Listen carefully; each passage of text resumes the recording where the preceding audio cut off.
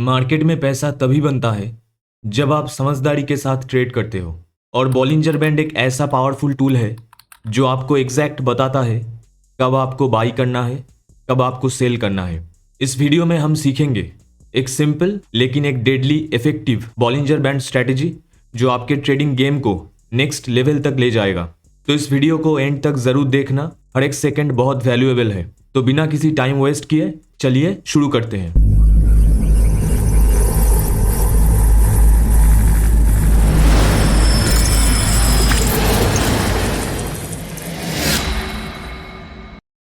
What are Bollinger bands? Bollinger bands एक technical analysis indicator है जो वोलेटिलिटी को मेजर करता है। बॉलिंजर बैंड्स में 3 लाइंस होते हैं।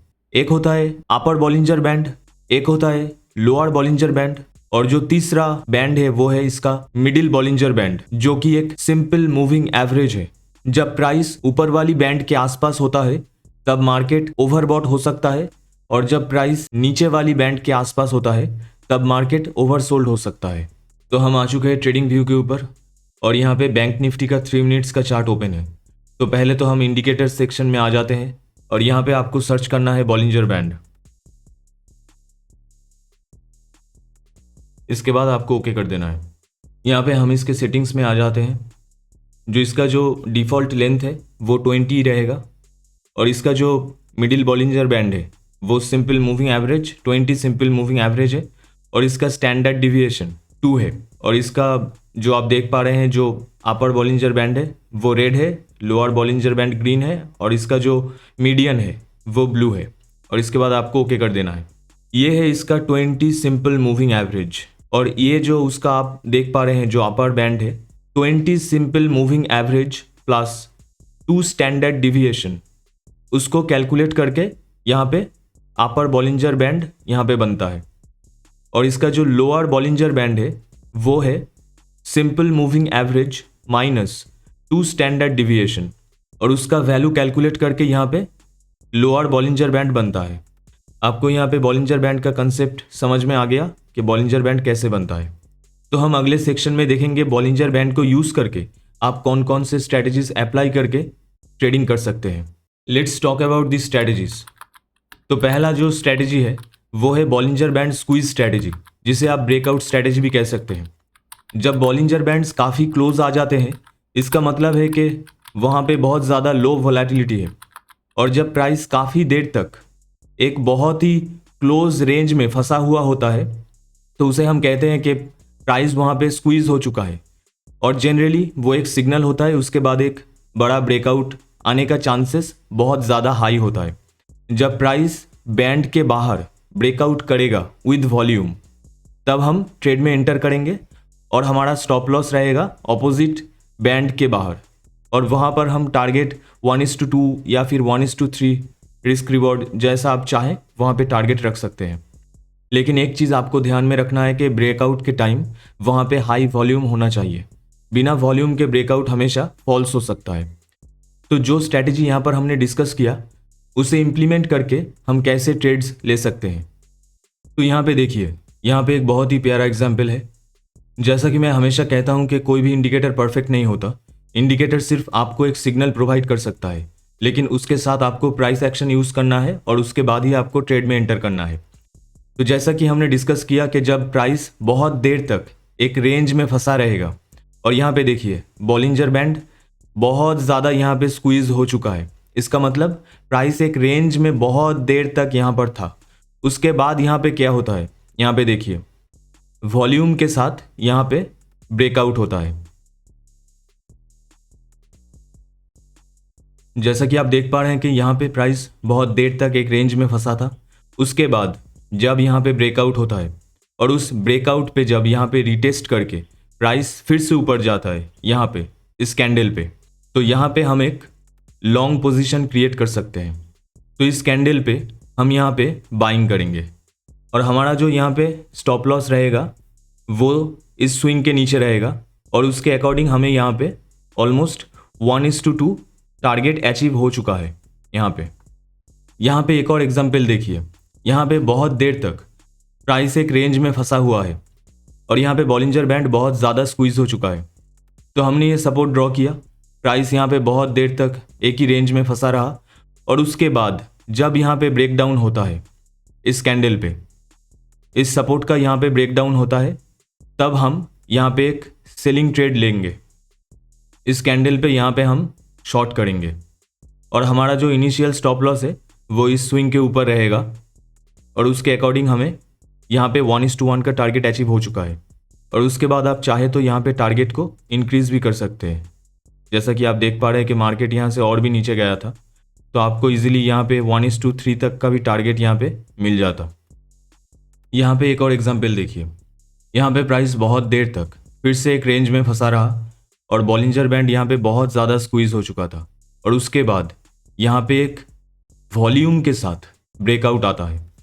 तो यहाँ पे मैं देख पा रहा हूँ कि यहाँ पे एक रेजिस्टेंस था और प्राइस यहाँ पे रिजेक्शन लेके नीचे आया, यहाँ पे रिजेक्शन लेके नीचे आया और फाइनली यहाँ पे एक वॉल्यूम के साथ जब इसने ब्रेकआउट किया तब हम यहाँ पे एक लॉन्ग पोजीशन क्रिएट करेंगे इस कैंडल के ब्रेकआउट पे। तो यहाँ पर हम एक लॉन्ग पोजीशन क्रिएट करेंगे और हमारा जो स्टॉप लॉस रहेगा वो रहेगा इस कैंडल के नीचे और इसके अकॉर्डिंग हम यहाँ पे 1:1 का टारगेट प्लान कर सकते थे और बहुत इजीली हमें यहाँ पे हमारा टारगेट अचीव हो जाता। यहाँ पे एक और एग्जांपल देखिए। यहाँ पे फिर से प्राइस बहुत देर तक यहाँ पे एक ही रेंज में फंसा रहा। जैसा कि मैं देख पा रहा हूँ कि यहाँ से प्राइस थोड़ा ऊपर जाता है, फिर नीचे आता है, थोड़ा ऊपर जाता है और उसके बाद जब तो आखिर में जब यहाँ पे ब्रेक डाउन होता है तब हम इस कैंडल के ऊपर यहाँ पे सेलिंग कर सकते हैं।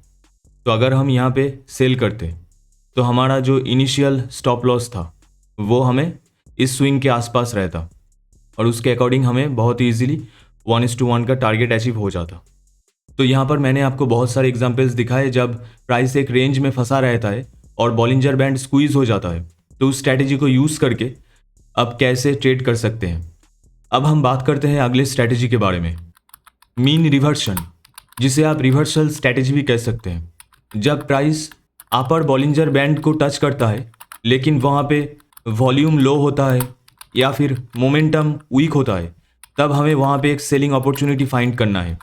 और उसके अपोजिट जब प्राइस लोअर बॉलिंजर बैंड को टच करेगा और जब वहाँ पे मोमेंटम थोड़ा स्लो हो जाएगा या फिर हमें वॉल्यूम कम दिखेगा, तो वहाँ पर हम एक बुलिश ट्रेड प्लान कर सकते हैं। इस स्ट्रैटेजी को बेटर तरीके से इम्प्लीमेंट करने के लिए हम यहाँ पे एक और इंडिकेटर RSI का यूज़ करेंगे।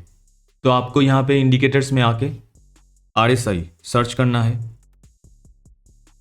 RSI का जो यहाँ पे डिफ़ॉल्ट सेटिंग्स है वो सब कुछ सेम ही रहेगा, आपको यहाँ पे कुछ छेड़छाड़ नहीं करना। इसके बाद आपको ओके कर देना है।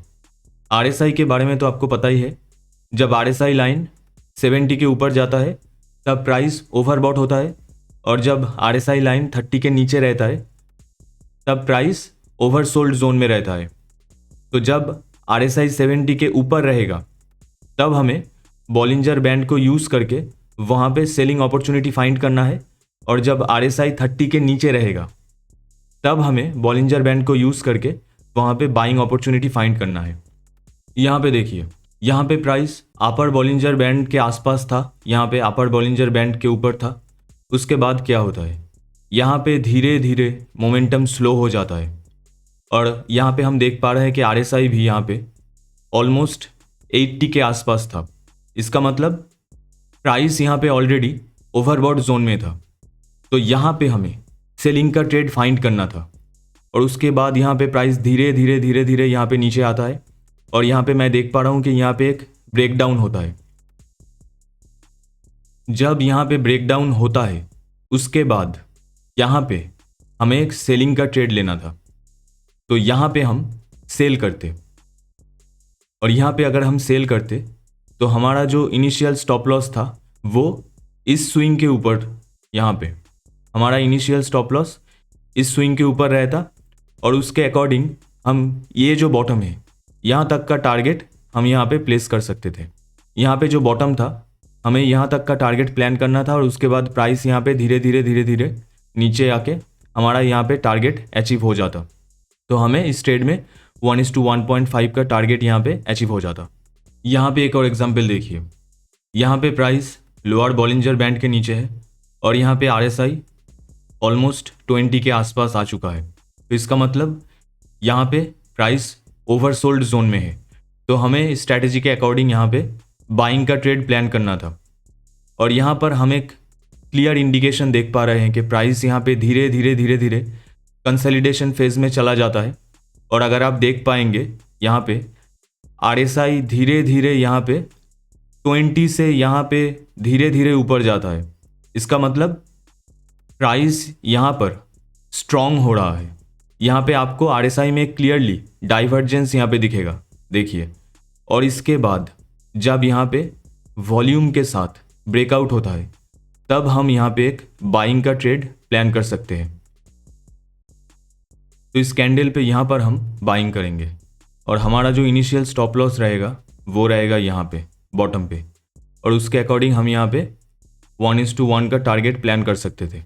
और जैसा कि आप देख पा रहे हैं कि यहाँ पे इजीली हमें 1:1.5 का टारगेट अचीव हो जाता। यहाँ पे एक और एग्जांपल देखिए, यहाँ पे price Bollinger band, lower Bollinger band के नीचे यहाँ पे है।